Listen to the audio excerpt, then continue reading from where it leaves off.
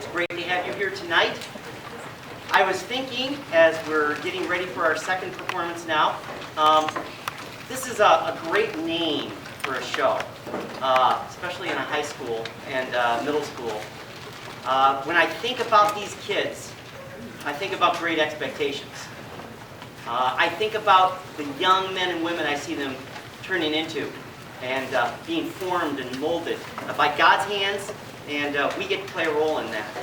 And so we're excited about training and inspiring student leaders through exceptional, Christ-centered programs and education. And this great program you're going to see tonight is going to show just how God's molding these kids. And I think you're going to enjoy it.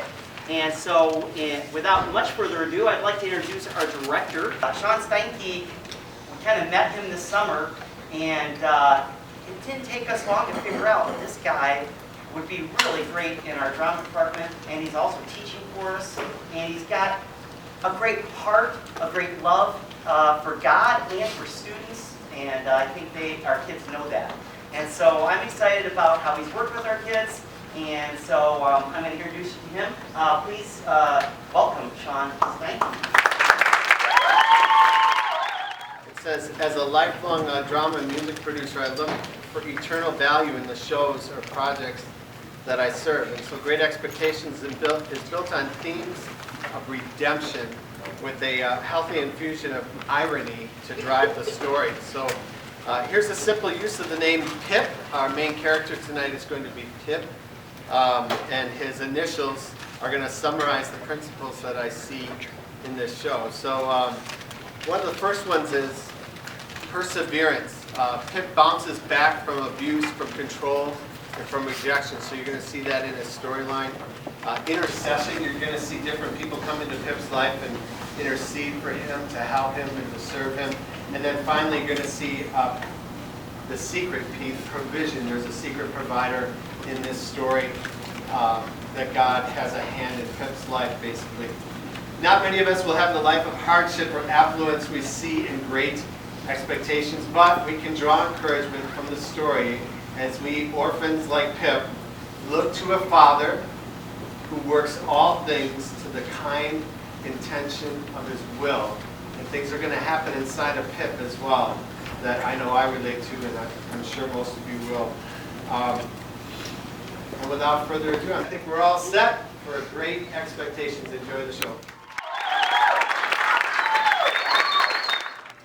It was over 175 years ago, in the marsh countryside of England, where the river meets the sea and forms long, lonely flat lands, there lived an honest blacksmith by the name of Gaudry.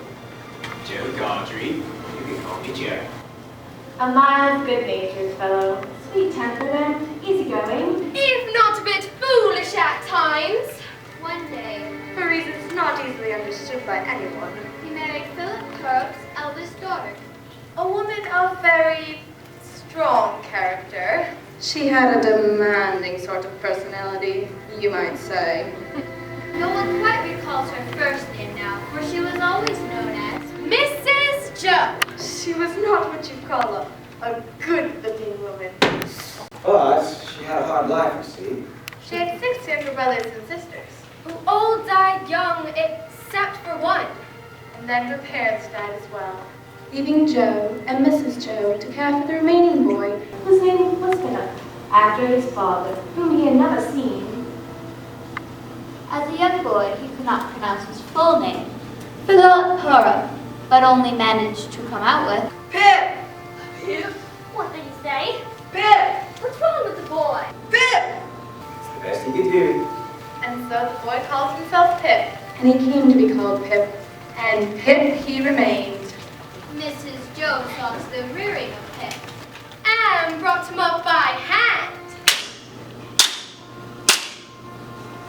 as she often boasted. And Pip, though not familiar with the expression, had a pretty good idea of what it meant. And so they lived, the three of them, In a house that was humble but well scrubbed. It is here, in this desolate land of marshes and mists, that our story begins.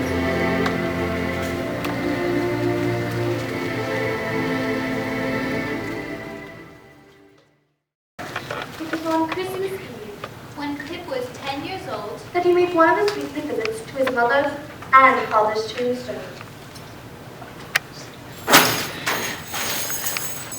Hold your nose, you little devil, or I'll cut out your throat, do you hear? You better. Please don't cut my throat, sir. Tell us your name, quickly. Pip, sir.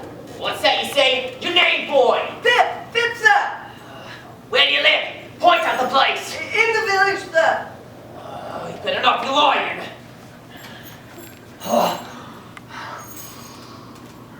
Are you fat, dog? Fat cheeks you got. Tell me if I couldn't eat them. I have a mind to, you know.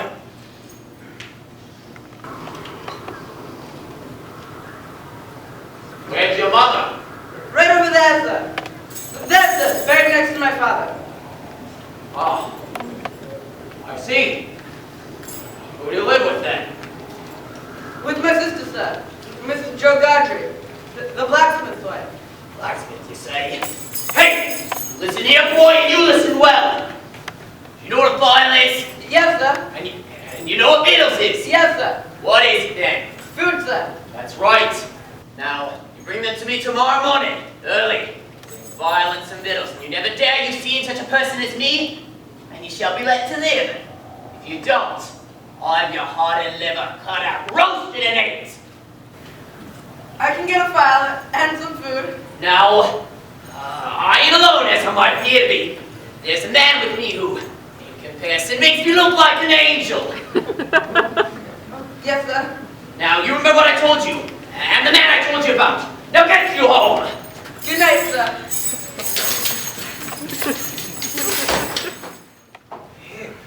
Mrs. Jones been out looking for you a dozen times now. She's not now looking at Dickens, doesn't it?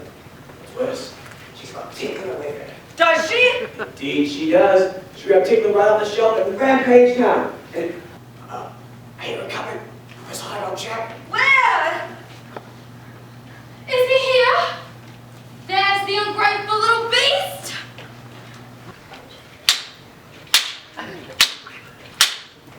And so, once again, Mrs. Joe proceeded to bring Pip up by hand. Where have you been? Tell me directly what you have been doing to wear me away with this fret and fright. I've only been to the churchyard. Churchyard? If it weren't for me, you would have been to the churchyard long ago and stayed there. Who brought you up by hand? Tell me that. You did? Indeed, I did. And why I did, I'll never understand. Sit down and eat your bread and butter. It's bad enough to be a blacksmith's wife, and him a gardener no less, without having to be your mother as well. You'll drive me to the churchyard betwixt the two of you one of these days, and oh, what a precious pair you'd be without me.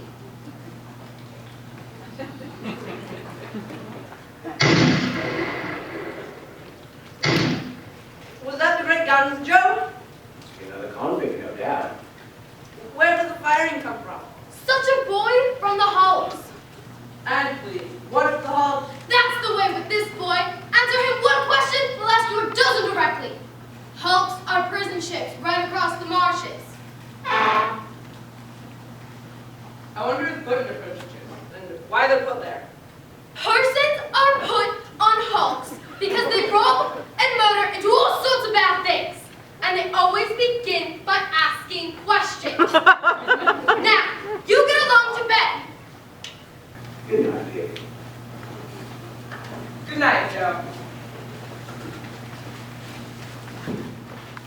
Pip couldn't sleep that night. Long before dawn, he stuck into the pantry and stole a pork pie and a stolen bottle of brandy. Stealing food from his sister? Surely he'd end up on the hulks himself. And with the first sign of light, he snuck into the forge and stole a file. Stealing from the dear, kindly Joe Gardry as well. And then he snuck out into the morning mist to the old battery.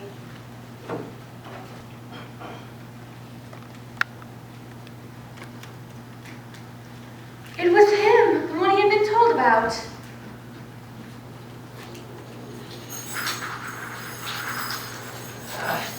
Boy, here. Done as I told you? Yes, sir.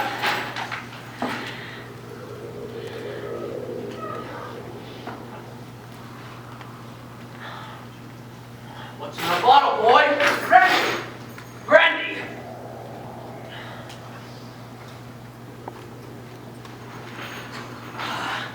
You brought no with you? No, I swear. I believe you, boy.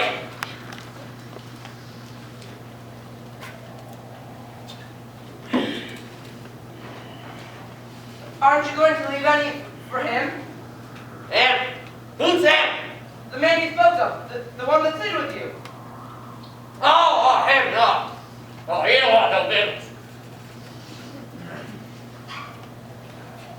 Here, have me the fire.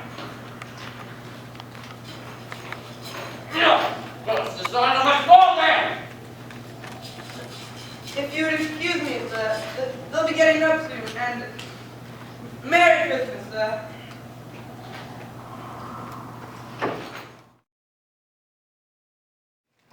Merry Christmas, Mrs. Joe. Merry Christmas indeed. Mrs. Watson and Mrs. Hubbard, the old church warden's widow, and the old schoolmaster's widow, were two righteous women who couldn't help but see the weakness in all living souls, except for the very person of Mr. Pumblechook. Indeed, indeed. Well spoken, Miss Hubble. Miss Joe, I brought you as compliments this season a bottle of sherry wine. Oh, Uncle Pumblechook, but this is so kind. It's no more than your merits. Drat, where's that boy gone off to now? Here, gonna reach Uncle Pumblechook. You'd think the boy had better manners, being brought up by hand as I've done. Pip, right, old chap. Here's a tardy boy now. Tardy indeed, Mrs. Watson. Pip, reach your Uncle Pumblechook and say you're sorry for all of your wicked ways. Merry Christmas, Uncle Pumblechook. I am sorry. It's Christmas, boy. A time to be grateful. Are you grateful, boy, someone's brought you up by hand? Why is it that we are never grateful? Oh, Mrs. Watson, they are naturally vicious. Think of what you have to be grateful for, boy. Think on it indeed. If you had been born an animal, a swine, for example, you'd have a different long life. Wouldn't you, Miss Joe? Surely as you say, Uncle Pumblechook. So that's why I ask you if you are grateful. Answer the gentleman. Yes, sir. Oh, he was a world of trouble to Mrs. Joe, no doubt. Trouble. You can't, in all your imagination, know the trouble he has caused me. Why, when he was no more than just 3 months old, he... Oh, Uncle Pumblechook, but I haven't offered you a slice of my pork pie. It's hardly necessary. Pip, fetch the pork pie from the pantry for Uncle Pumblechook. That's a brandy, Uncle Pumblechook. Well, only a few drives to appreciate Christmas. Good fellowship and well-being. Quickly, boy, bring the stone bottle as well. Well, don't just stand there. Where are you going? The pantry, I said. What's this? What's way of going? Look sharp. Excuse me, ladies and gentlemen. I'm on a chase in the name of the king, and I want a blacksmith. I'm a blacksmith. And pray, what might you want with him? A little job to be done. Study. I'm gladly consent for you to employ the blacksmiths here for a purpose which I presume to be both necessary and important. They are. Found these at the battery. Broken, you see. They'll need immediate fixing, and they'll be needed presently. This. 2 of them. Pretty much known to be out on the marshes still. Well, they'll find themselves strapped in a circle, I expect. Sooner than they can count on. So, blacksmith, if you're ready, His Majesty the King is. Oh, better I can do, Sergeant. Pip, come into the fort. Help me get the fire going. After him, I tell you.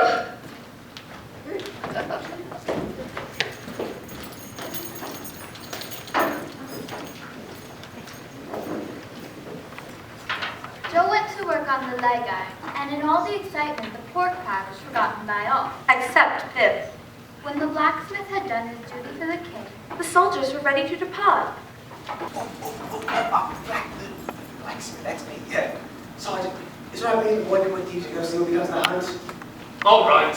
Remind you two, keep to the back, and don't speak a word once we reach the marshes. Say yes, sir. All right then.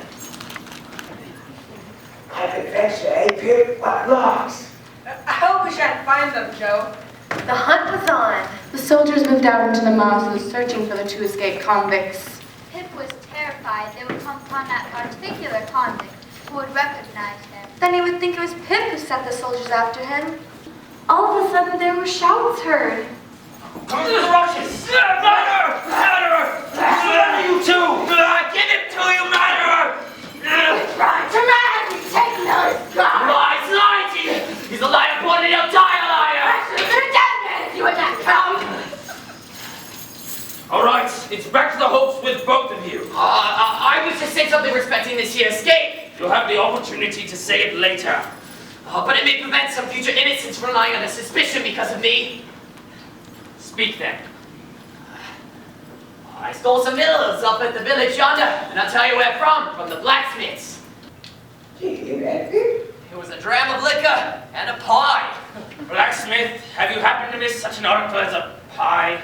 Well... Oh, you the blacksmith, are you? Well, I'm sorry to say, it's your pie. Well, you want to have it, so there was never mind. You want to starve him every day, you poor creature. All right, march. The convict had looked at Pip with weary, grateful eyes, and a half-smile had come to his lips. This was their secret. Spring came. And Pip was old enough to help Joe in the forge. Where they worked together for many long but happy hours. Temporarily safe from the company of Mrs. Joe. But one evening, there was a sound of bells. As Uncle Pumblechook's carriage brought Mrs. Joe home from the town. Now, this boy ain't grateful this night. He never will be. It's only to be hoped that he won't be pampered, but I have my fears. Miss Havisham ain't in that line of the show. She knows better. Miss Havisham in town? Is there any other Miss Havisham? She wants this boy to go and play there. And of course he's going, and he'd better play there or I'll work him. Everyone for miles had heard of Miss Havisham, including Pip. She was an old and grim lady who lived in a large and dismal house barricaded against robbers. And she led a life of seclusion and mystery. Uncle Pumblechook is a tenant of hers and goes there to pay his rent. She asked if I knew boys go there and play. So, I mentioned this boy here. Hey, that Pip, what locks? Well, Lars, it's more than Lars if you've the brains to see it. Don't you know that this boy's fortune may be made by him going to Miss Havisham's? His fortune? And there the boy stands, covered with dirt from the top of his head to the sole of his foot. And tomorrow morning, she's expecting him. Not a moment to lose. And with that, Pip was soaked and scrubbed, and kneaded and toweled, and thumped and harrowed, And put into clean linen. of the stiffest character. And at precisely 10 o'clock the following morning, Pip and Uncle Pumblechook stood outside the iron gates at Miss Havisham's house. It was an old brick house of the most severe character, dark and forbidding, surrounded by a great iron fence that was overgrown with vines and trees. There seemed to be no sign of anyone about. Then, suddenly high above, a window opened.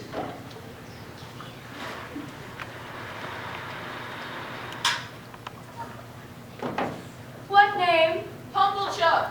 Quite right. Come in. And just as suddenly the window was shut, soon a girl appeared across the courtyard. A young lady who, in Pip's opinion, was the prettiest girl he had ever seen. This is Pip. Come along, boy. Oh, just the boy. This way. Boy, let your behavior be a kinder unto them which brought you up by hand.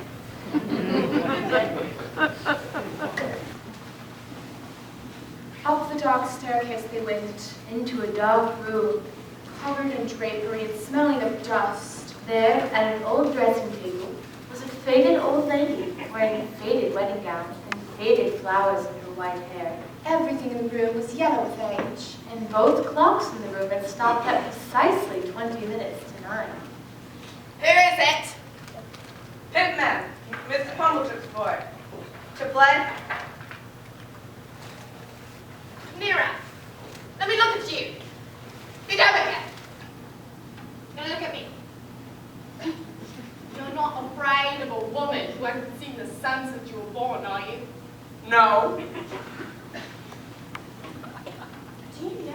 I touch here? Your heart? Broken! I am a tired woman. I am done with both men and women, and I want diversion. I want to see some play. I have this sick fancy to see young children play. Estella, let me see you play with this boy. With this boy? Why, he's a common laboring boy, so you can break his heart. What card game do you play, boy? Nothing but beggar my neighbor, miss. Beggar him!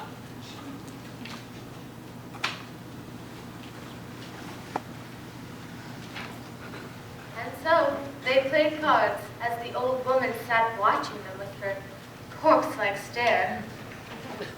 And Pip lost every hand because he was just so nervous and uncomfortable. And because He calls the names Jacks, this boy, and what coarse hands he has.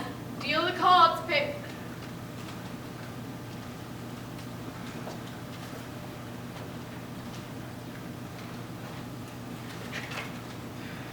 What a stupid, clumsy laboring boy.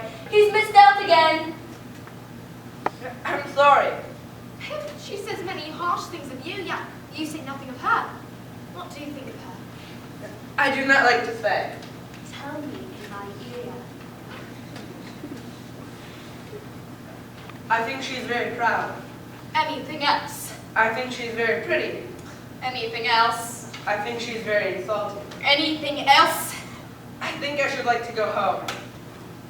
And never see her again, even though she's so pretty. I'm not sure I shouldn't like to see her again, but I should like to go home now. You can go home as soon as the game is played out. after being told to return in 6 days, Pip was allowed to leave. This way, boy. Such thick boots you have. You can't even walk properly. There, be off with you. Why don't you cry? Because I don't want to. You do. You're near crying this very moment. No, I'm not. Off you go. The boy won't speak a blessed word. That's the gratitude for such an opportunity, I must say. Let me handle this, Miss Joe. Well, boy, how did it go uptown? Pretty well, sir. Pretty well? Pretty well's no answer. I'll show you pretty well. Up to your room without your bread and butter. Maybe tomorrow you can tell us all about it. Joe! Why did you teach me to call the knaves jacks? But Joe would never understand how Pip felt, so he went to the only person who could help him, a young woman who was actually educated, or at least in the process of being educated. She was Mrs. Wopsle's niece, And everyone called her Biddy. I'm hardly fit to be a teacher, Pip, but I'll try and do my best by you. If you could teach me half the things you know, Biddy, I won't be so common. Oh, being common is nothing to be ashamed of, Pip. Just look at Joe Godric. No one could say he wasn't common, but a fine mind never lived. Joe's a good man, all right, but he can hardly spell his own name. I've got to become educated so that So what? I just have to. Very well then. We'd better start with the letters. You can't go on becoming educated without first knowing the letters. So began the education of Pip. And after 6 days had elapsed, Pip returned to Miss Havisham's house as instructed. And again he was met at the gate by the proud but beautiful Estella. You ought to come this way today, boy. Well, Well, miss, am I pretty? I think you are very pretty. Am I insulting? Not so much as you were last time. Oh, you little coarse monster, what do you think of me now? Shall not tell you, Why don't you cry again, you little wretch? because I will never cry for you again. Well, who do we have here? A boy. A boy of the neighborhood, eh? Yes, sir. How do you come here? Miss Havisham sent for me. Well, behave yourself, boy. I have pretty large experience with little children like you. And they're a bad set of fellows. Now, behave yourself. Instead of going to Miss Havisham's dressing room, as on the first visit, Estella took Pip into another room. A ballroom of sort, a dark room smelling of dust and rotten wood. And in the room was a long table set for a feast, heaped with dust-covered dishes and silverware. And in the center was a large, decaying cake. So the days have worn away, have they? Yes, ma'am. Walk with me. Walk with me, walk with me. Let me lean on your shoulder. Like so. Now let us walk around the room. This is where I'll be like when I'm dead. And that, right there. What do you think this is? I couldn't guess what it is, ma'am. A great cake. A bride cake. Mine. Keep walking.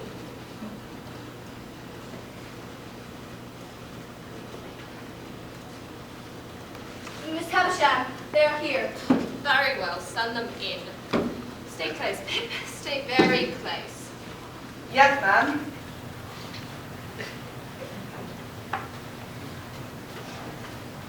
Dear Miss Havisham, how well you look. I do not Sarah Pocket. I am yellow skin and bone. Poor dear soul. Certainly not to be expected to look well. You poor thing. Dear. And how are you, Camilla? I'm as well as can be expected, Miss Havisham. Why, what's the matter with you? I have much very thought of you more than I've been. I'm quite equal to. Then don't think of me. Well, when I think of you here, all alone. Not so vain. Keep looking, Pip. This is Pip. He comes here to play. I like to see the young ones play. I should send little Herbert down from the city then. You remember my nephew Herbert. I'll have him come and visit you. I do not fancy seeing your little Herbert. Your own flesh and blood? Your little Herbert can come and visit me when I'm laid out on this table! Now, this place will be there by my head. And yours there, Sarah Pocket, and your husband's there, and yours there, Camilla. Now you all know where to go when you come to feast on me when I'm dead. Now go! Well, I never. I suppose there's nothing to do but fly and depart. All the same, I'm grateful for having this brief time with you, Miss Havisham. I'm determined not to make display my feelings, but it's very hard to tone one wants to feast on one's relations. The very idea. Bless you, Miss Havisham.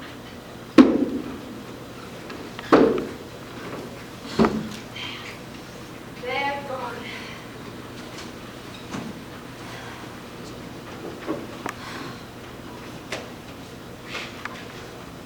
Today's my birthday, Pip. I don't suffer it to be spoken. I don't suffer those who are just here, or anyone to ever speak of it. Sit down. Sit down! 30 years ago, long before you were born, this great heap of decay was brought here to me. It and I have worn away together. Mice have gnawed at it, and sharper teeth have gnawed at me. Once the ruin is complete, and I'm laid out here, dead, on this bride's table, in this bride's dress, it will be the finished curse on him. Oh, Stella, there you are, my child, my lovely child. Let me see you two play. Why have you not begun?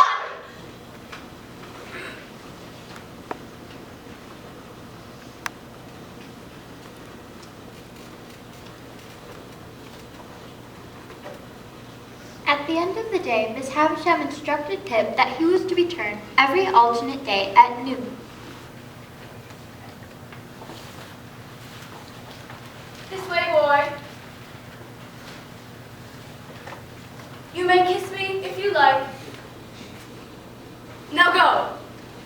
And so it would continue for several months. Sometimes Estelle was almost pleasant to Pip, Come along, Pip. My, how slow you can be. and other days she was less so. I hate you. I wish I never had to look on you again. Meanwhile, Pip would meet with Biddy every chance he had. He was determined to become educated. all for the sake of Estella. Pay attention, Pip. My, how you do daydream sometimes. You'll never get these woods down a hawk if you keep dreaming of little what? And all the while, Mrs. Joe continued to show a lively interest in Pip's visits to Miss Havisham. Trap that boy, Mr. Pumblechook. Every other day he goes to that place, and not a word I can get out of him. Let me handle this, Miss Joe. Well, boy, how did it go uptown? Pretty well, sir. God forgive me for bringing such a boy up by hand. Sometimes Pip would walk with Miss Havisham around the ballroom, and other times he'd play cards with Estella. Often, Miss Havisham would whisper words to Pip. Isn't she lovely, Pip? Isn't she?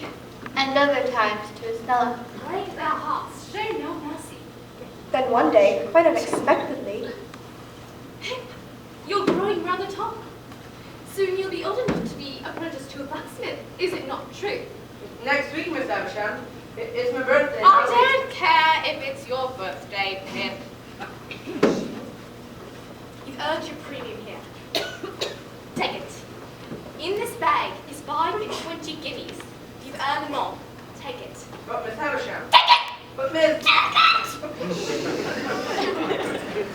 There. Stella, show him to the gate. Am I taking again, Miss Havisham? No. You're to be apprenticed to your blacksmith now.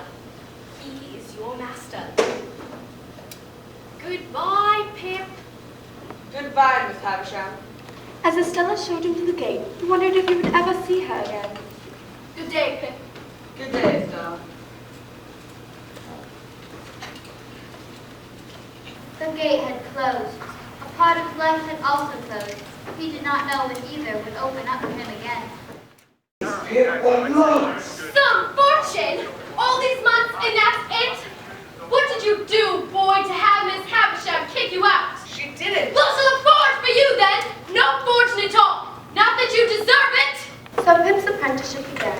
And it looked as if he would be a common laborer all his life.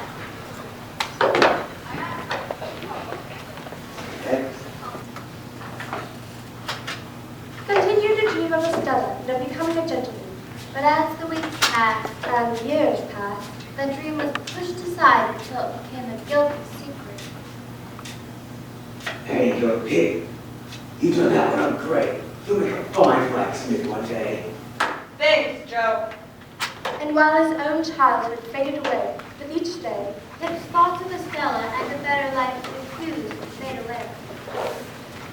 I used to think that being a blacksmith like Joe Gaudry was everything I wanted in the world, Biddy. But now I'm so restless and unsatisfied. I know that I'm coarse and common.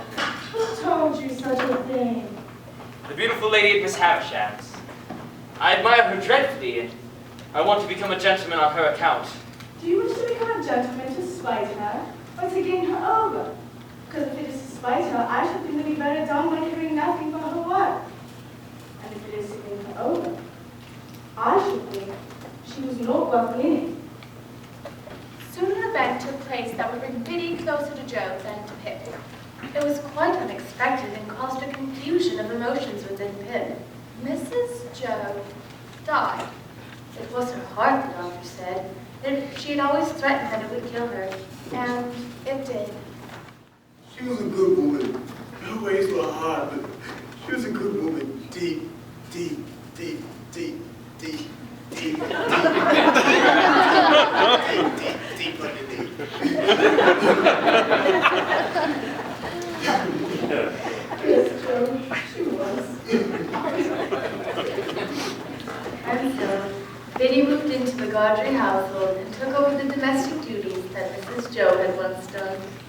And Joe came to depend on Biddy, as Pip once had. Life at the forge was quieter and uneventful until one afternoon, when Pip was 18 years old. A man walked into the forge. A man whom Pip had seen years earlier at Miss Havisham's house.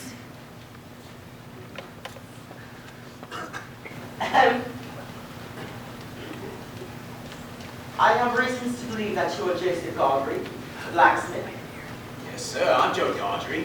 And you have an apprentice, commonly known as a Pip. Yes, sir. Oh, here he is, sir. I am Pip, sir. Very well then. My name is Jaggers. I'm a lawyer in London. I have some unusual business to contract. What I have to do is a liberal benefactor of another. I do. Now, Joseph Gaudry, I'm aware of an offer to relieve you of your apprentice Pip, for his own good, of course. Lord forbid I should stand in Pip's way. Lord forbidding has nothing to do with the case. Do you agree? The answer's yes. Very good. I'm here to communicate to you, young man, that you have great expectations. Did you hear that, Pip? You are to come into a handsome property, and it is desired that you be immediately removed from your present sphere of life and brought up as a gentleman in London. A gentleman? Miss Havisham was to make his fortune after all. Of course, you must know, Pip, that the name of your benefactor will remain a profound secret until that person chooses to reveal himself. Do you have any problems with such an agreement? No, of course not. Very well then. Now, I've been given a large sum of money to pay for your education and well-being. With me, I have enough money to pay for some new clothes, and mind you, they should not be working clothes. Later, in 1 week's time, you shall come to me in London at this address, where I shall further provide you with further information. You will please consider me your guardian. Yes, Mr. Jaggers. Thank you, sir. I paid for my services, or I shouldn't render them. Now, this concludes my paid services at this time. See you in 1 week's time. Good day, Mr. Gaudry. Good day, sir. Did you hear the gentleman, Pip? He said you're going to be a gentleman. He said you have great expectations. Yes, that's what he said. Oh, just wait till I tell Biddy. Good gracious, what could you want? I'm leaving from London tomorrow, Miss Pockington. I wish to say goodbye to Miss Havisham before I do. Well, I'm sure. Miss Havisham was in the same room as always. And she didn't seem at all surprised to see him. Pip, how do you do, Pip? Miss Havisham, I've had such great fortune since I last saw you, and I'm so thankful of it. Yes, I spoke to Mr. Jaggers and he's told me of your good news. You have a rich benefactor. Yes, Miss Havisham. Not named. No, Miss Havisham.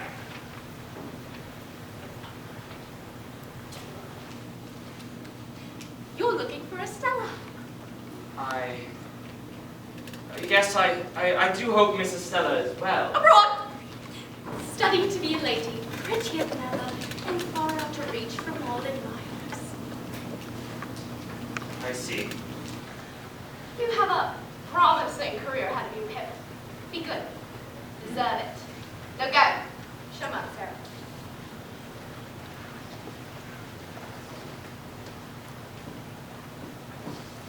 Oh, we shall miss you ever so much, Pip. But you'll make Joe proud, won't you, Joe? Indeed he will. Look at him, just a regular gentleman in those clothes. Pip loved them both so much, But already he could feel the distance coming between them. and he thought them such good people. But undeniably common. And though he had not yet taken one step toward London, he already felt he belonged there instead of here with these people. Goodbye, Pip. What larks, eh, Pip? What larks? He had already started to become a gentleman. And at the very same moment, he had started to become a snob. By midday, Pip had arrived in the city of all dreams, London.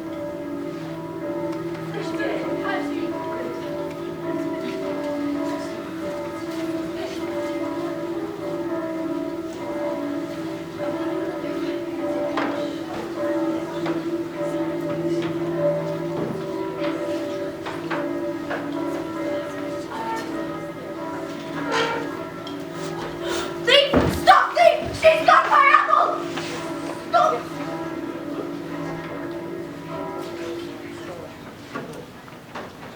Mr. Jaggers' offices? Quite right, Bridgerton. But I've got to see him right away. When do you accept him back? Difficult to say. He's a new mate. I must speak to him about my brother Michael. He must do something. If it is to be done, Mr. Jaggers will do it. Excuse me, but I'm sure you are. Wait your turn. Mr. Pip, you safely arrived, I see. Yes, Mr. Jaggers. Mr. Jaggers! Silence! Mr. Pip, kindly step into my office. I have nothing to say to you, madam. Everything that is done is being done. Have you spoken to women? Yes, Mr. Jaggers, but I... Off with you then. If I want you, I know where to find you. Mr. Women, the money for Mr. Pip.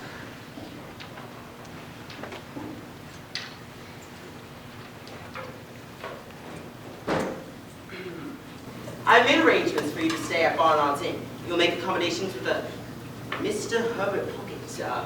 Not luxurious accommodations, be assured, but very adequate. Mr. Herbert Pocket, I do assume he is related to Miss Sarah Pocket. Don't presume anything is my advice, Mr. Pip. Yes, he is related to her. He is her nephew. His uncle is Mr. Matthew Pocket, a schoolmaster. He'll be undertaking her education as required by your benefactor. Yes, Mr. Jaggers. Wemmick, the money. Thank you. You will be given a weekly allowance, which you are to undertake your own money from it. Thank you again, Mr. Jaggers. Don't thank me. Wemmick will take you around to Barnard's Inn, where I'm sure Mr. Pocket is anxiously awaiting your arrival. Good day, Miss Smith. A good day to you, Mr. Jaggers. So you've never been to London before? No, it's a very wicked place. You may be cheated, robbed, and even murdered in London. But anyone anywhere will do that for you. Hey? Mr. Pocket? Mr. Pip! Mr. Pocket! Oh, dear me, I'm so sorry I wasn't going to greet you myself. Oh, I only just arrived. Oh, thank goodness. The fact is, I've actually been out on your account. I thought coming from the countryside, found like a little bit of fresh fruit before dinner. So I would have to come in the garden and get you something nice and fresh. So come in, be seated. It's all a bit small, I must admit. But it's nothing to complain about. Ah. This is our sitting room. The bedroom's on there. It's all a bit musty, that I also do admit, but no, it's musty. Oh dear, I've been talking on and on. And I haven't offered you any tea. Tea is all I have at the moment, but will you accept some? Yes, of course. Splendid. Mr. Jaggers has told me of your recent fortune. And I make a toast to your great expectations. Thank you, yes. Certainly, that I will show you London. To Mr. Pip. To London.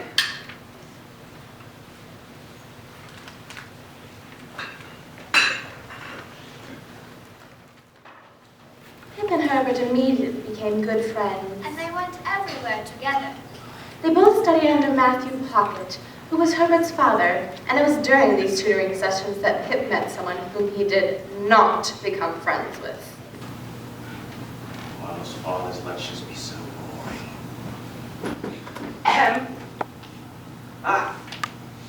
Mr. Pip, allow me to introduce you to a good friend of mine, Mr. Bentley Drummond. Mr. Drummond. Well, I can see by your hands it's true. I don't know what my family would say if they knew what to pursue studies with. Well, a blacksmith. What? It is an honest trade and one that many honest men may aspire to. Well said, Mr. Pip. Mr. Horseshoes. I do know I am Mr. Pip. Bentley only made Pip more determined than ever to become a gentleman, And Pip worked diligently at his studies. and relied on his new friend Herbert to teach him the ways of a gentleman. Herbert, I know little of the ways of politeness, having been brought up by a blacksmith in the country. I would take it as a great kindness if you could give me a hint whenever you see me at a loss or going wrong. It'll be my pleasure, Mr. Pip. You may call me by my Christian name, Philip. Philip, not that at all. That's something out of a fifth grade school book. I tell you what I shall like. There's an orchestral piece by a man named Handel called The Harmonious Blacksmith. And seeing how you were once a blacksmith and we are some harmonious together, I think I shall call you Handel. Handel. I should like it very much then. Splendid. Well, shall we begin?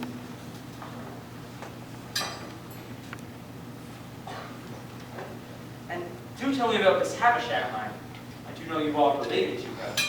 True, I've only met her once in my entire life. And, Handel, may I say, the knife doesn't go in one's mouth. It's custom here, but all of us do as other people do, fear of accidents. Yes, yes, I see. And what do you know of Estella? I've heard much about her, and handle the spoon is generally used as an underhand tool. Of course. What of Estella?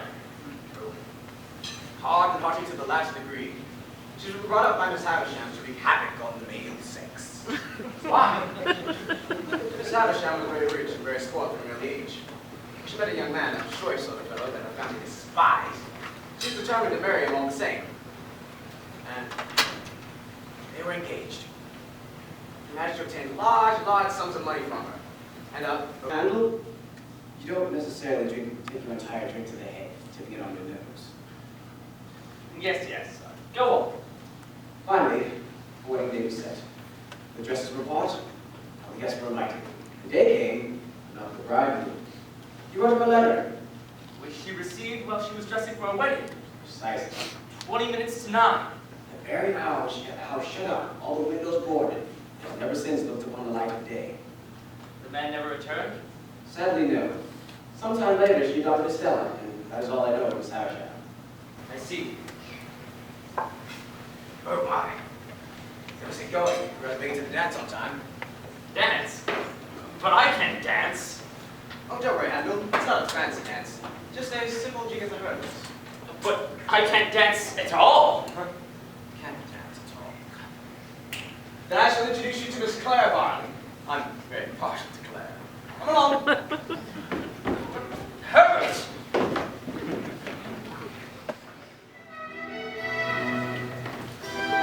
Here we are. Why? It is Mr. Horseshoes. He must show us how a blacksmith waltzes with his horse.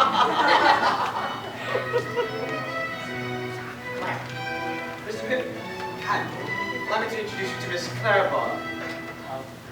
Well, yes, hello.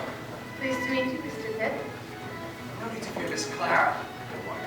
She's willing to help you in your becoming a gentleman. Oh, yes, I'm willing to offer any assistance I can. Well then, I don't know how to thank you.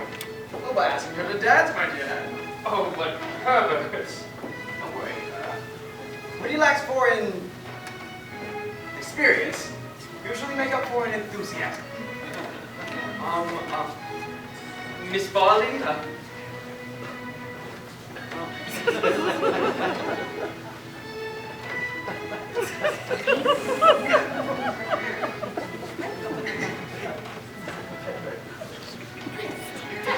The Harleys will be letting in Dustman in next dance.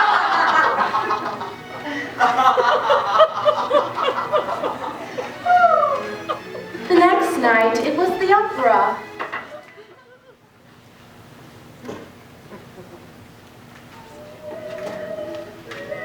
Herbert! Herbert! Why does the old lady keep on annoying the strange lady? She's a goddess, don't you know? She put a cross on his fiancée. Goddess? I thought dressed like that, she was probably a field general. Field general? How amusing you bellows workers can be.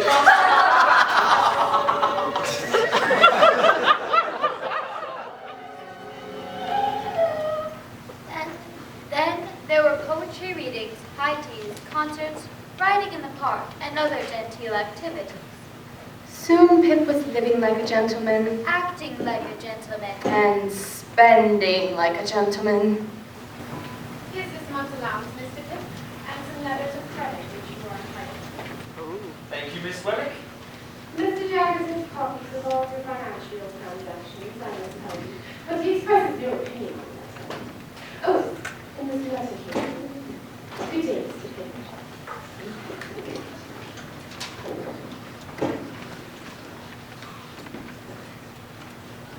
My dear Pip, I write this by request of Mr. Joe Gardner, who misses you very much, as do I.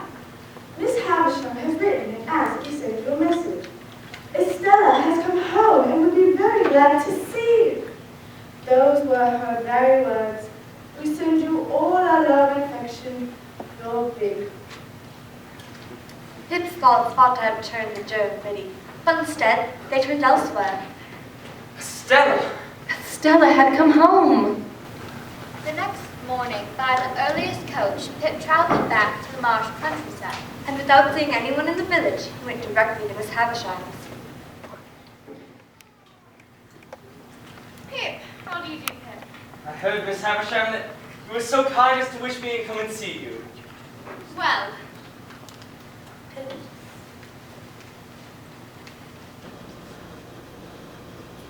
well, Pip, do you find her much changed?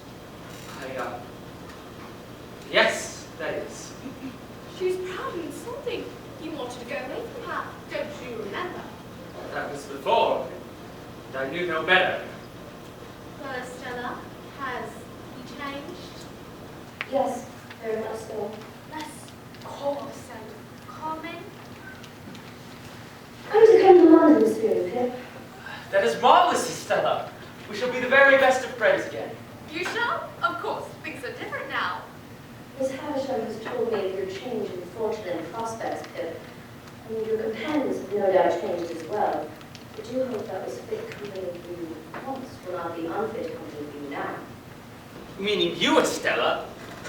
How can you think such a thing? You're going to make me cry, as you did once before. Indeed? Yes, don't you remember how you made me cry that first day? No. Well, how could you forget? The thought of it still. You must know something, Pip. I have no heart, and that may have something to do with memory. I don't understand. I have no softness, no sympathy, no sentiment.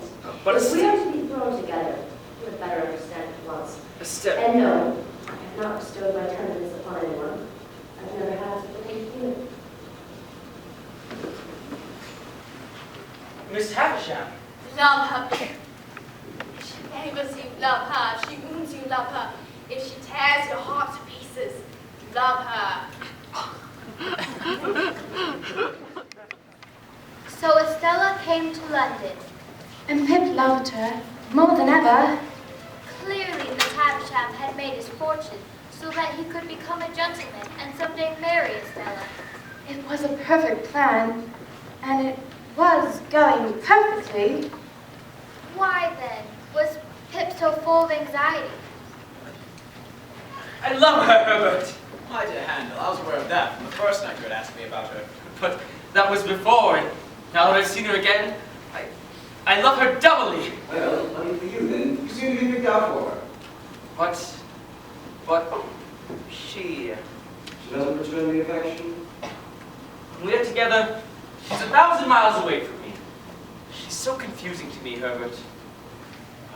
My dear Handel, Estella is the adopted daughter of Miss Havisham. How can she be anything but confusing? Come. We'll be there for the theater. Will she be there, do you think? She said she would. Perfect. And it's off to Denmark. Denmark?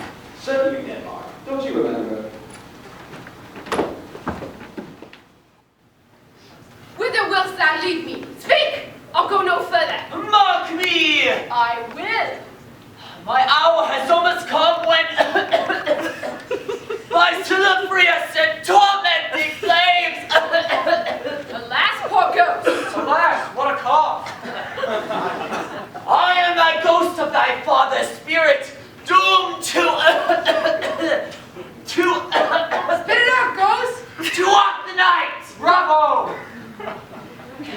Revenge is most foul and unnatural murder. Murder? You heard the chop. Enough with the ghost. Bring out the living folk.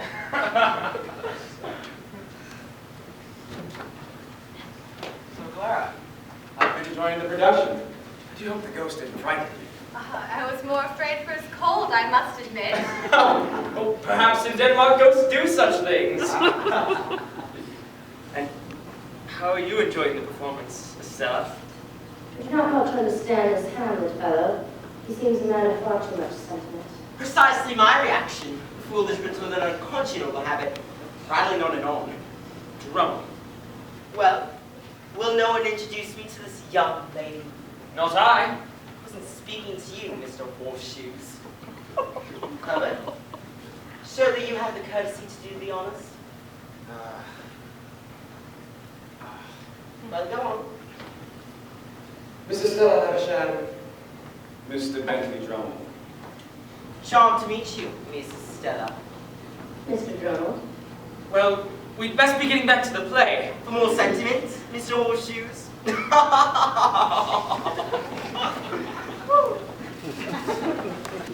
Whether 'tis nobler in the mind to suffer the slings and arrows of outrageous fortune, or to take up arms against a sea of trouble. Take up arms, man. We could do with a bit of action. To die! To sleep! My lord, I have remembrances of yours I have longed to be with us. I pray you now receive them. No, not I! I never gave you none! Take what the lady has to offer, I say. My honored lord, you know very well what you did. Get thee to a nunnery! We all are errant knaves, all of us! Believe none of us! Such idle nonsense, this play. Don't you agree, Mrs. Stella? I have only been in London a short time, so my views may not be well founded. Oh, I can assure you, Mrs. Stella, that your views are as well-founded as any lady in London. Here you are, Stella. You're going to miss the rest of the play. Such a great loss, Mr. Horseshoes. It's not addressing you, sir. Perhaps. Perhaps the ladies will not enjoy such claptrap the smithies revel in.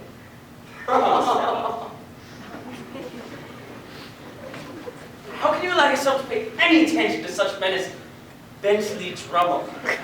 Moths and all sorts of creatures hover about a lighted candle. Can the candle help it? Is that all I am to you? Just a moth about the lighted candle, like all the other creatures? How do you say such things? Would you rather I treat you as all the others? You are the only one with whom I have no pretense. Come along.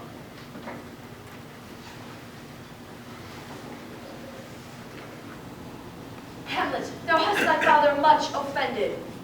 Mother, thou hast my father much offended. Is that any way to speak to your mom? Come, come, you answer with an idle tongue. Go, go, you answer with a wicked tongue. Why, how now, Hamlet? What wilt thou do? Thou wilt not murder me? Police! Police! Help! Help! Help! What help? Help! Help! Help! How now? A rat? Dead for a ducat! Dead! Oh, I'm slain! What hast thou done? Nay, I know not. Police! This boy's ripe for a hanging! Oh, I die, Horatio! The potent poison quite air grounds my spirit! The rest is silence!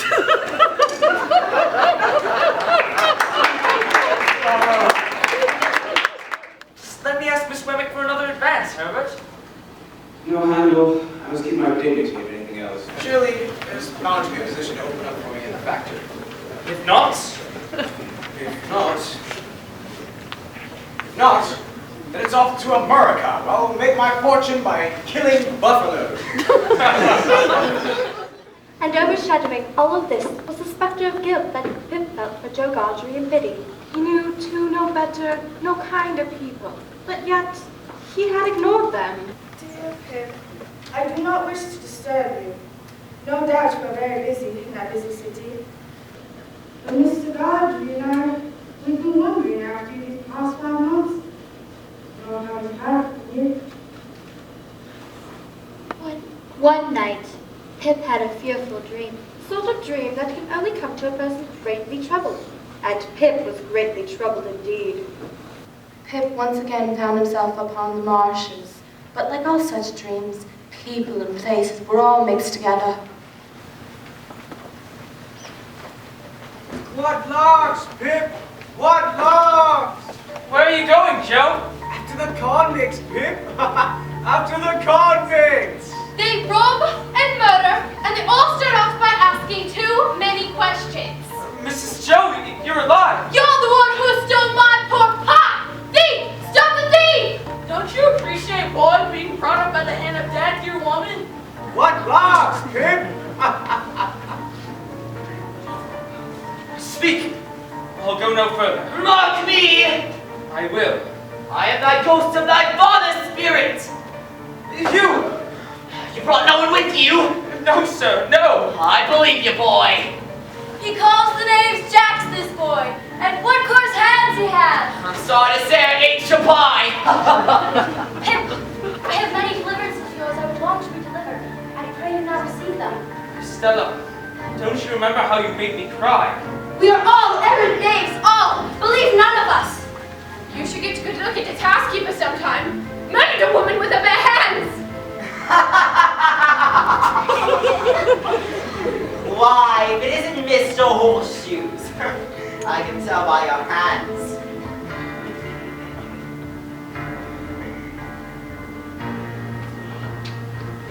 Pip, thou hast thy good friend just Godfrey much offending. Miss Havisham, you do not plan that Stella should love me. Come, come, you speak with an idle tongue. What wilt thou do? Thou wilt not murder me! Help! Help! Help! Somebody What? murder me! Help! Help! Help! Trump! How now? A rat? Dead for a docket? Dead! Oh! I'm slain! Me? What hast thou done? Nay, I know not. Look at his hands. I brought him up by hand. Look, there's blood on his hands. A thief and now murder police. Murder.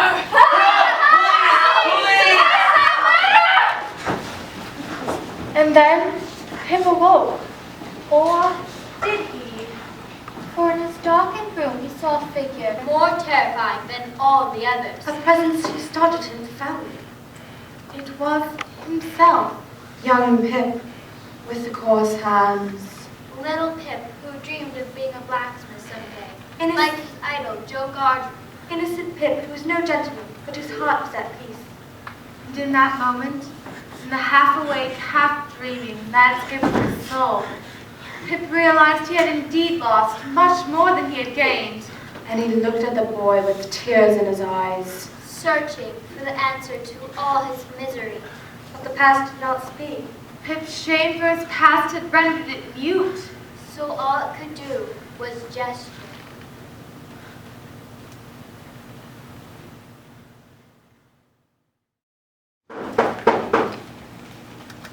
Who is it?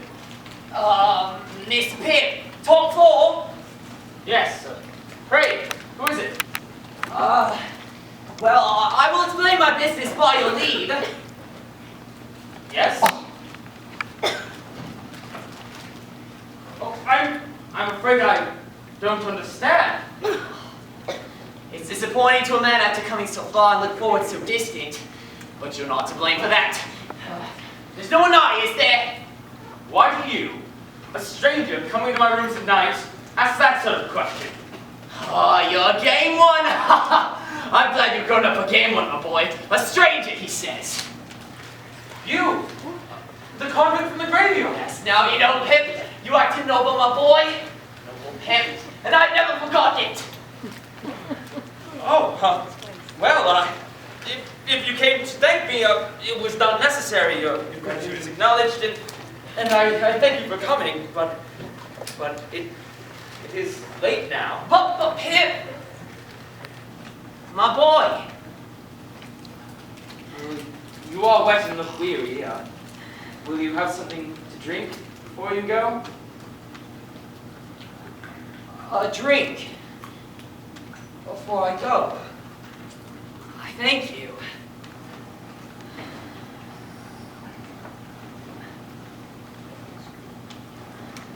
I did not mean to speak harshly to you. Here, please forgive me. How have you been living? Been a sheep farmer, stock breeder away in the New World. Hope you've done well. I've done wonderfully well. It's good to hear. I too have done well since we met on the marshes. May I ask how you've done well? I came into some property. May I make us so bold as to ask whose property? I don't know that. And might it be that such an income might have come from a certain person? A person who was once helped by a young boy when no one else would help him. You. It's Pip, now you know it's me that did it. It's me that made a gentleman of you. Havisham is... I promised myself that day on the marshes that every guinea I should make should go to you, Pip. I worked hard and lived rough so that you should have it. And look at you, Pip. You've become a gentleman. I'm like your second father, and you're like my son. Pip felt faint, confused, and a bit repulsed, and 1,000 thoughts went through his head. Miss Havisham was not his benefactor. Estella was never intended for him. His life was some sort of cruel joke. I don't know what to say. No need to say anything. If you have been prepared for this day like I have. What? Did you ever suspect it might be me? No, never. Well, now you see it was. Jackers is the one you see. When I got some money in sheep farming, I contacted him and he did all the arrangements. I kept promising myself that someday I would come and see my boy and make myself known to him. Well, I don't know your name. Language! Able language! But I suggest you not use it in public much, my boy. There are reasons. Now, where will you put me? I must be put somewheres. You may stay here tonight. Then tomorrow you can go back to... Oh, but, Pip, I'm not going back. Oh, I can't go back. It's here I come and here I stay. If you'll have me. But as I said before, caution is necessary. I was sentenced for life. It's dead to come back to England. And if I'm to be took, it's death by hanging. You don't mean to say you're still a fugitive from the law. You might say that. From the law and even worse, from others. So that's why I say caution necessary. If someone is to see me, oh, what's that? Who's there? No, I won't be taken back alive. Andrew, you're still awake. Stay your business and why you come here. This is Herbert Pocket. He lives here. I say, Handel, this is the most extraordinary welcome. Maybe you do your why come my boy Handel then. He's quite all right now. Just let him go. Yeah.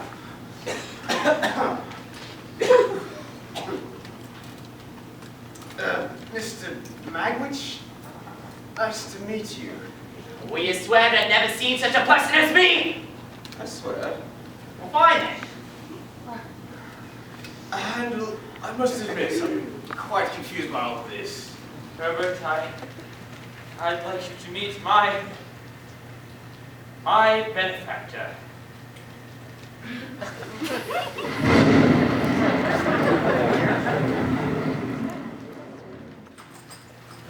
Mr. Jagger. Not now, Pip. Speak to Emic. I must be off to Newgate. I'm merely here to assure myself that what I've been told is true. I have no hope of its being untrue, but at least I may verify it. I've been informed by certain able Magwitch that he is my benefactor, so long unknown to me. You have been correctly informed. I do not say that you are to blame for my thinking this entire time that it was Miss Havisham. As you say, it was not my fault. Well, did you at any time suggest such a thing? No, sir. Yet it so looks like it! Not a particle of evidence, Pip. Take nothing on how it looks. Take everything on evidence. There's no better proof. I have no more to say to you then. Pip! Now that you've heard from Magwitch in Australia, I must caution you on a certain matter. In his letters to me, Magwitch has communicated some distant idea of seeing you here in England. I warned him that by coming here it would mean certain death and there was no likely parting. In your future communication to him, I must persuade you to dissuade him from any thoughts of such a thing. I understand. Very good then. One more thing.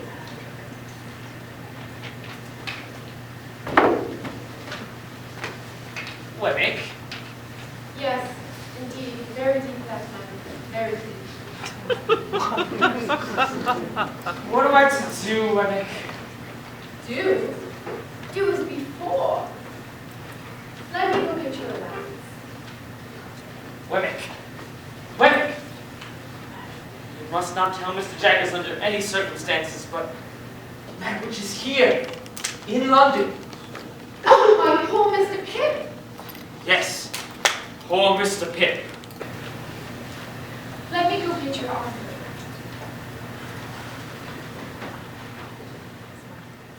door leading from Mr. Jaggers' lodgings, a woman entered. No doubt the housekeeper he had been told about. You should get a good look at his housekeeper sometime. He murders a woman with her bare hands. Oh, it's quite all right. I was just leaving. She was an elderly woman, hard and silent. But with lovely, slender hands. Though it was her face. The moment Pip saw it, he was astounded. It was the face of Estella. Never saw the likes of me in Australia, but I showed them.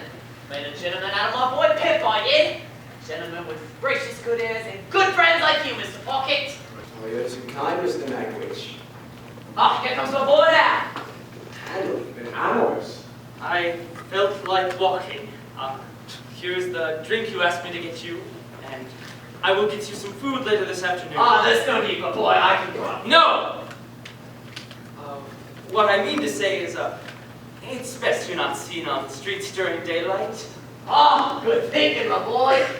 Mr. Magwitch, I must admit, I'm rather confused by all this secrecy. Surely no one would recognize you after all these years. Not by most. But there are others, you see. You mentioned that last night. What others? One gentleman in particular. Informed me the moment he drew breath. And you've seen him, my boy. The one you were fighting in the marshes? The one with the scar. That's him. He goes by the name of Compuson. He and I go way back. We was business partners, you might say. Except his business was swindling, handwriting, forging, and stolen banknotes. And he was quite a one for the ladies, too.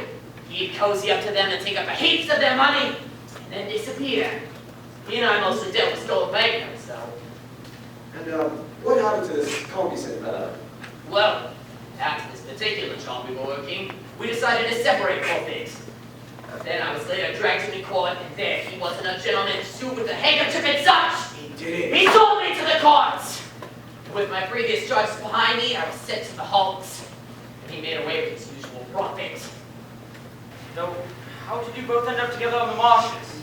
Guess his swindling caught up with him. A few years later, then he was in the hulks with me. It wasn't until after I escaped and he tried to kill me until the soldiers surrounded us. And this Compuson, what happened to him? Set free, I suppose. His charges wouldn't be as bad as mine. But that's why you see why you must be careful. He's probably back in the swindling business by now. Indeed. But enough of this talk, my boy. All this talk makes me thirsty on some of that drink you brought me. Handle, can I speak to you for a second?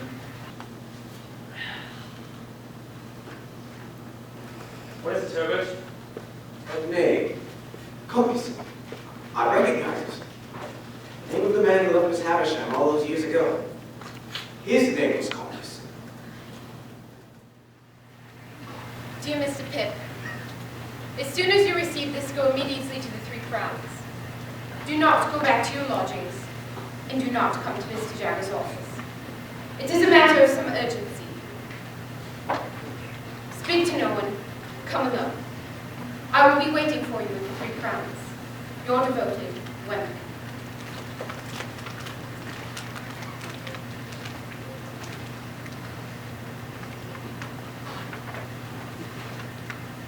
Three Crowns was a pub on the far side of the city. But within an hour, Pip was there. Miss Wemmick. Please, sit down, Mr. Pip. I believe you'll find my methods appropriate for what you would have to say. I'm sorry for the inconvenience. Certainly, Wemmick.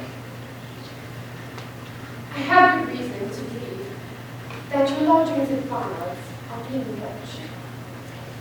Watched? Yes, I'm quite sure of it.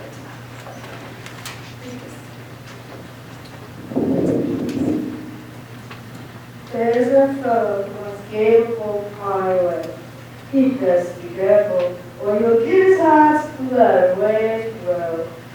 Boats from Australia come about once a fortnight. 10 boat, and they definitely did. Where did you get this? Late last night at Mr. Jagger's office.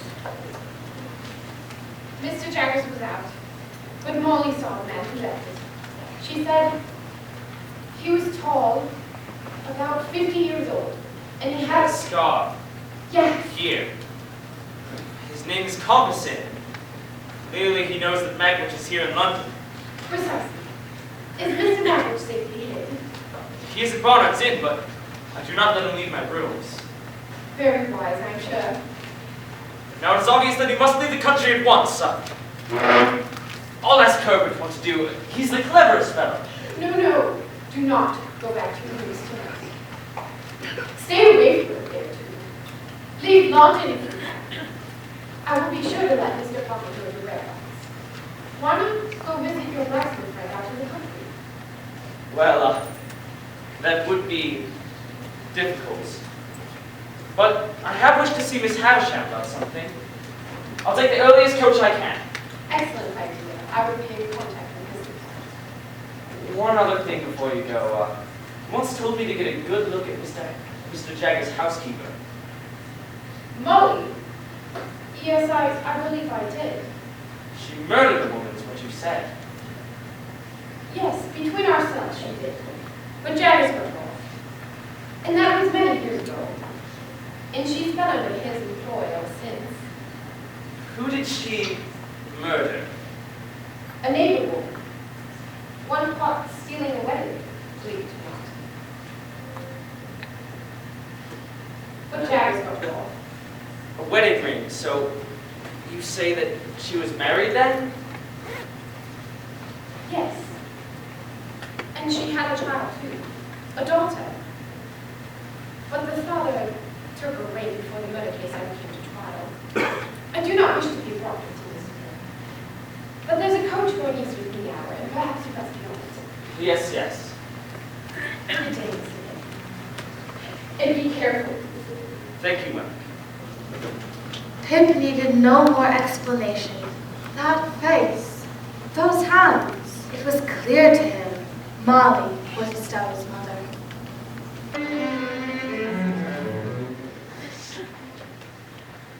When Pip arrived at Miss Havisham's house the next day, the gate was unlocked and unattended. He found Miss Havisham sitting in the great ballroom in front of the fireplace.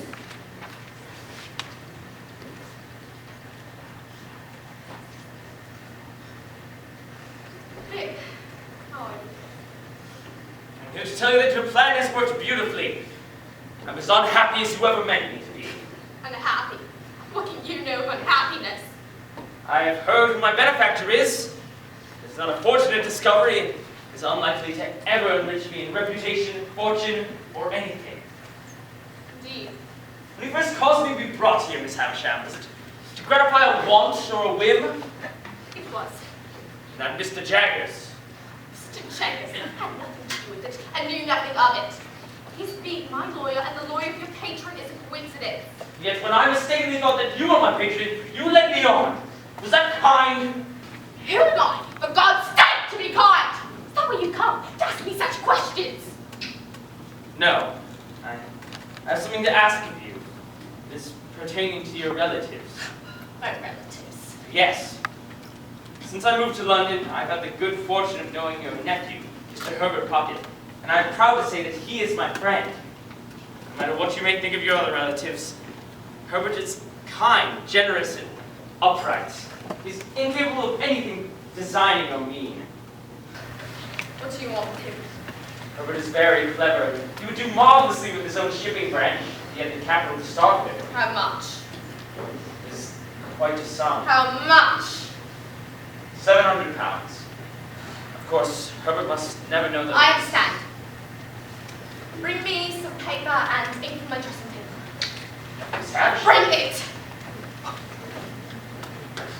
As Miss Havisham sat staring into the fire, she seemed more distracted than ever. And there was a sadness in her voice that was quite unlike anything Pip had heard from her before.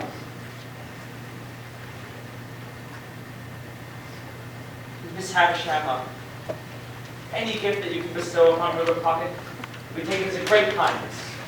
Yes, I leave no money here, but if Mr. Jaggers needs the money, it will be made available to me. Take it. and try to hate me a little less.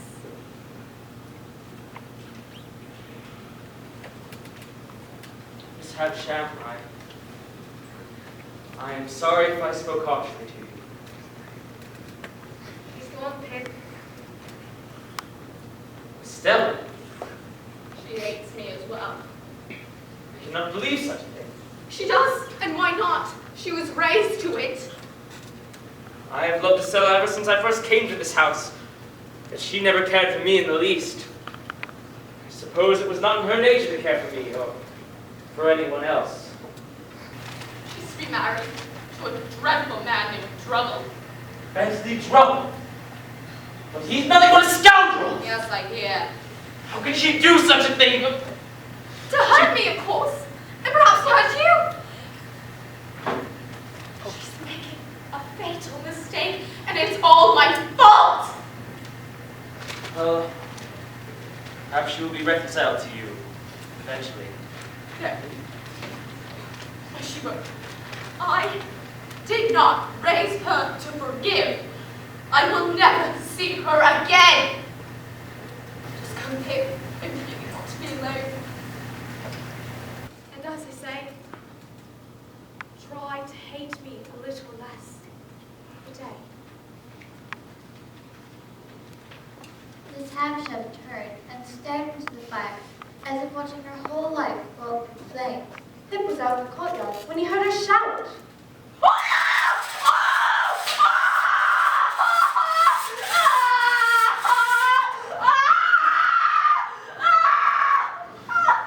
The sparks from the fireplace had landed on her faded old wedding gown, and it caught fire. In a matter of seconds, she was in flames and fled from the room. Pip ran back into the house and found her at the bottom of the stairs, her burnt face frozen in freeze, her open eyes staring out, pleading.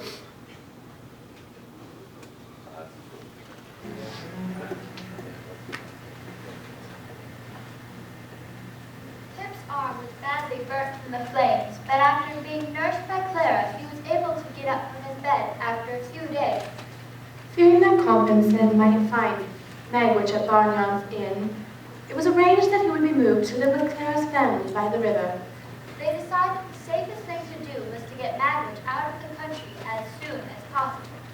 So Pip decided he would go with Magwitch out of the country as soon as he was well enough. Pip's arm was badly burnt from the flames, but after being nursed by Clara, he was able to get up from his bed after a few days. Fearing that Compton might find Magwitch at Barnyard's Inn, it was arranged for him to be moved to live with Clara's family by the river. They decided the safest thing to do was to get Magwitch out of the country as soon as possible, but Pip knew that his benefactor would not go alone. So Pip decided to accompany Magwitch out of the country as soon as he was able. You all right, Pip? Yes, very much so. How can I ever thank you, Clara? You have the gentlest touch. By getting better. She's not an angel with mercy and handle. Nonsense. Now, I must be getting home. Father's carriage is waiting for me. Is there a message you'd like me to give Mr. Magwitch? Just that I will see him as soon as I am able. I will. I will see myself out. Good day, Herbert. How quickly angels disappear. Silly man. Goodbye. Herbert, you love her, don't you? Oh, all my heart. Marry her then. Harry. On my desk? With my income? No, I love her far too much for that. What did Wemmick say about the German steamer on Friday? She says it's too risky, and honestly I agree with her. No doubt Compton has told the police of Max being in the country, and we're watching all the departures in and out very carefully. That is true. But I had an idea. If we were to take a boat, say a little past Gravesend, you can hail the steamer there and hope to be taken aboard. Of course. We'll avoid the London customs in that way. Mr. Webber is currently looking into a boat for hire. She can find one. I'll manage one at Clara's house. Of course, you're in no good shape to row, so I'll take us as far as the steamer and bring the boat back ashore. Herbert, I knew you'd think of something. You're still the cleverest fellow. I must admit, though, I would be sad to see Magwitch go. Regardless of what he is, I do like him. Last night at Claire's, he kept on insisting that he tells us about his exploits in Australia. And he's so proud of you, Handel. You're like a son to me, you say.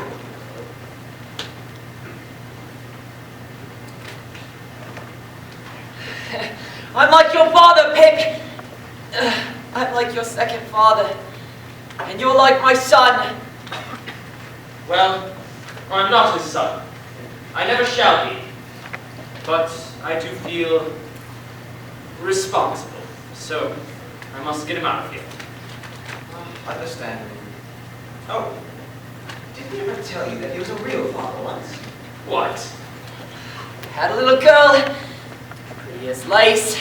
Hard to imagine old Magwitch with a pretty little girl, but it's true. Did he say what happened to her? She died. Fever. Shortly after I was taken away to the hulks. They say she died peaceful like an angel. Then he said something strange. Jaggers is the one, you see.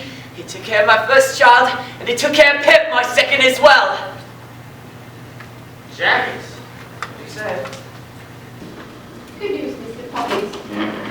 I hope you're feeling better, Miss Pip. Yes, thank you. What news, Miss Winnick?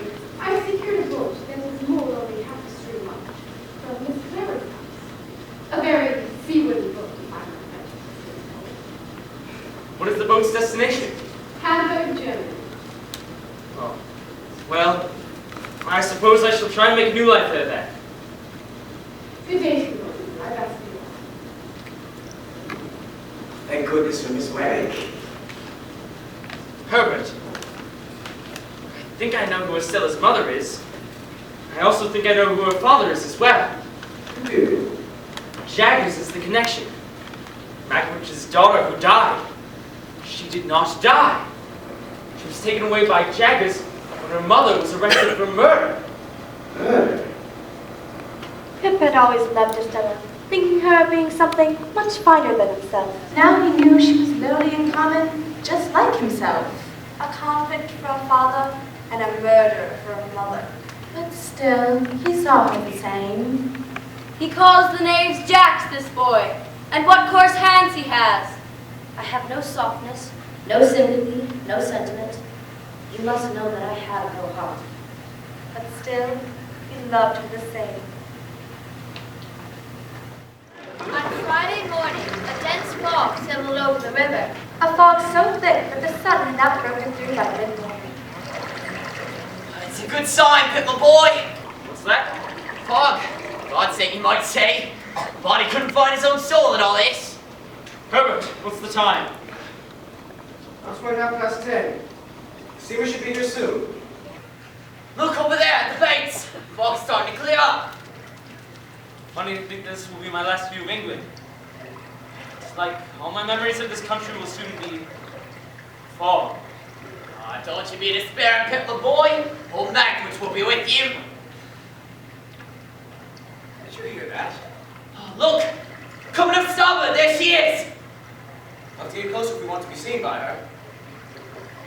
Wait, what was that?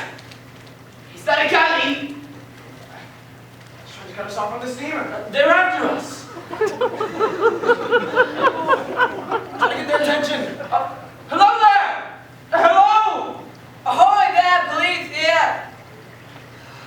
We lost her! We lost the steamer. You have a transport there by the name of Abel Magwitch. I apprehend that man and call upon you to assist.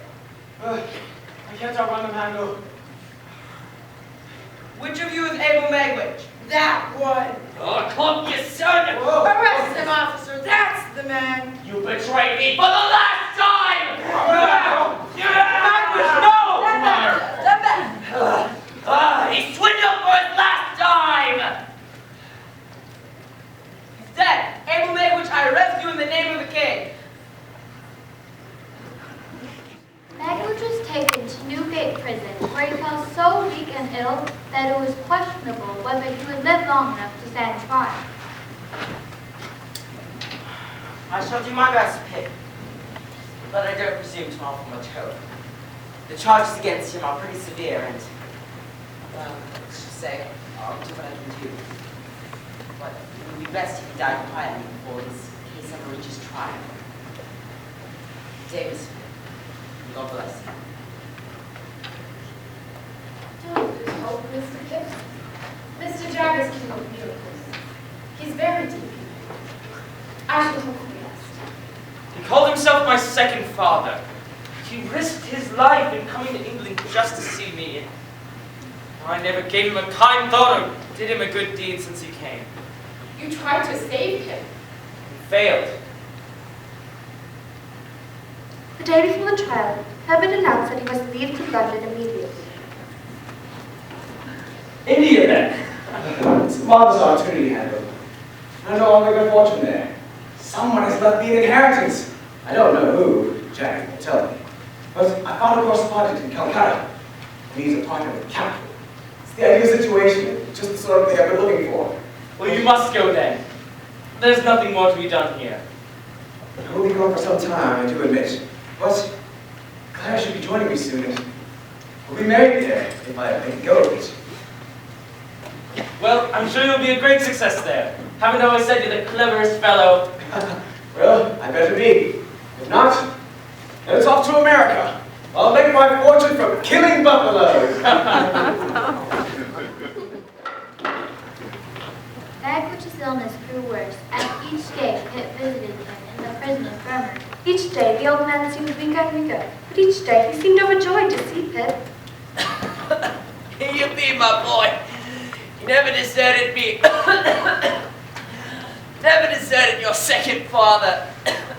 A great change had come over Pitt, a change too subtle to be noticed by the outside world, but a significant change that would alter the direction of the rest of his life. It was not pity for Magwitch, he had felt that before, but an unselfish love for a man who had been meant to be his benefactor. I don't regret a bit of it, Pip, my boy. I took my chance, and I got to see my boy. It's all I ever wanted. Never again would Pip have the recurring dream in which he was haunted by his own fears. Gone was distaste for all that was common and coarse. This change happened slowly, and no one else could have observed it. Pip changed, and the world could take one less snob. Are you in much pain today? Don't complain about my boy. You never do complain. The days passed. Magwitch was conscious less and less. The day before the execution, Pip made his final visit to the prison. Magwitch, Magwitch, can you hear me? Dear Magwitch, I have something to tell you, something important. Do you understand what I say? A gentle pressure on his hand told Pip that in a faint way, Magwitch was still with him. Listen to what I have to say, Magwitch. I had a daughter once whom you loved and lost. She did not die. A stronger pressure on his hand. She lived. She lived, I tell you. She is living now. She made powerful friends.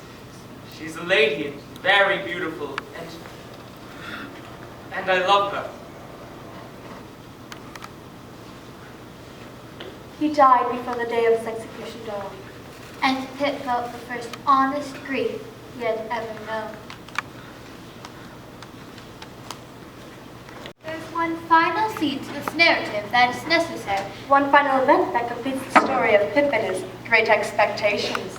6 years passed. Joe and Biddy married.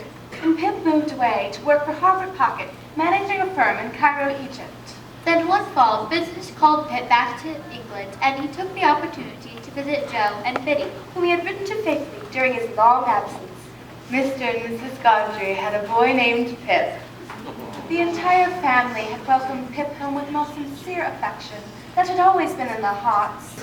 And Pip befriended his little namesake as if they had been the dearest of friends forever.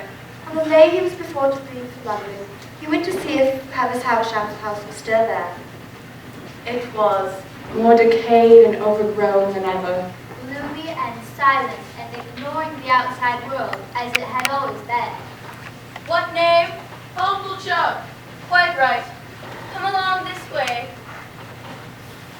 You're not afraid of him. You haven't seen the sun since you were born, are you?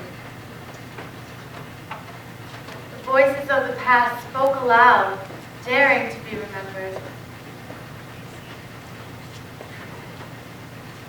He went up a dark staircase into the old familiar rooms. The memory of Miss Havisham was so vibrant, he thought he could actually see her in her chair. Pip. Is that you, Pip? Stella, what are you doing here? I live here, Pip. I have for some time now. But in those clothes and that chair, it's just like... Her misery is mine. It always has been. Stella, this is some morbid fancy of yours. You are not her. Am I not? I thought you had moved away. Married. He never showed up to the wedding. He took the money I gave him and disappeared. I hadn't heard. I have been out of the country these past 6 years. Do not speak to me of the days of the week or the months of the year. Stella, look at me. I am older. I am different. We have both changed. My life has had many joys and many misfortunes, but I still love you just as much as the first time I came to this house. And I treated you cruelly. You knew no other way to treat me, and I can see that now. I found out that I was wrong, Pip. I once told you that I had no heart, and I said it often. But I was wrong, and I realize that now. I didn't know that I had a heart until you tried to destroy it. Oh, Estella, will you let me take you away from this awful place? Away? Where will we go? Out! Into the sunlight! No, I do not care. I will not inherit your misery. I will not allow it. No, it is my fate to stay here, and I can never leave. And Pip showed her the sun. And she smiled. And Pip thought perhaps now she could love him. And he was right. The mist from the marshes rose and faded away as the sun broke through. And all the lies and deceits of the past faded away with it. So this is how our story ends. In the sun.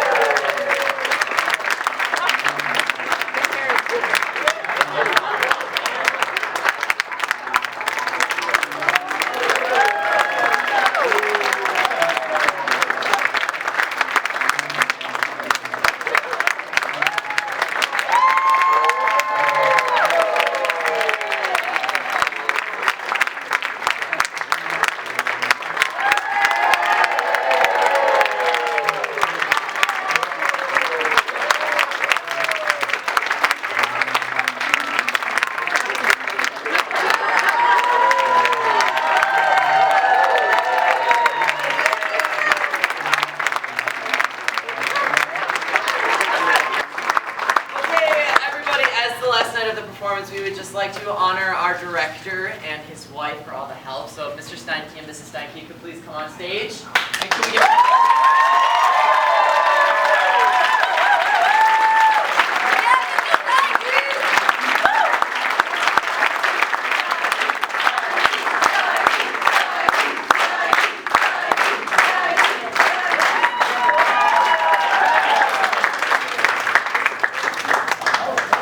So these two did so much work for this show. Like, it is crazy the amount of hours they put in. Mr. Steinke just helped with all the tech stuff from directing and just did everything. And then Mrs. Steinke helped us so much with our costumes and helping prepare us and being like, be here, do this, it's your turn to do that. And so we just want to thank you so much for all the hard work that you put into this show and helping us out.